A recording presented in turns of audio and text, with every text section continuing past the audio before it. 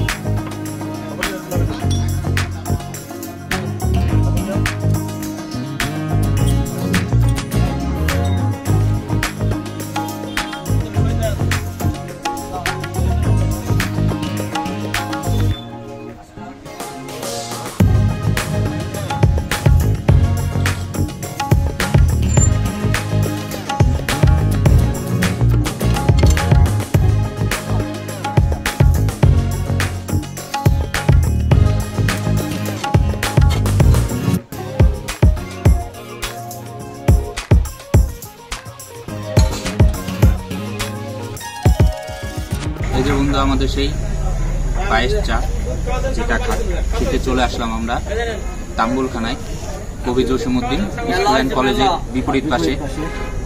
অনেক সুন্দর, এটা অনেক ধরনের চা পাওয়া যায় এখানে। আম, ডিমের চা, বিভিন্ন ধরনের ছবি তুলে রেখেছি, ওটা আপনাদেরকে দেখাবো, দেখতে পারবেন। তা আমরা একটু খাইয়ে একটু টেস্ট করি। চা এটা লাঠি 30 টাকা কালি।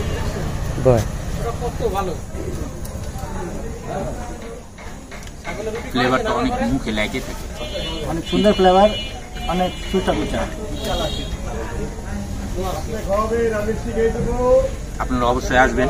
মাত্র 50 টাকা। তাদের ডায়াবেটিক্স আছে বুঝলেও কিন্তু এই চা খাইতে আসেন না, কারণ অতিরিক্ত মিষ্টি। আর যারা মিষ্টি কম খান তারা বললেন যে একটু কম দিন। আর এটা কম খেলে তো ভালো লাগবে না, পায়ের সাথে কম মিষ্টিতে খেলে তো ভালো লাগবে না।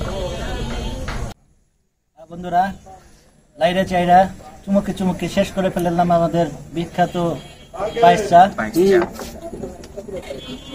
তো বন্ধুরা, ভিডিওটা আর বড় করব না।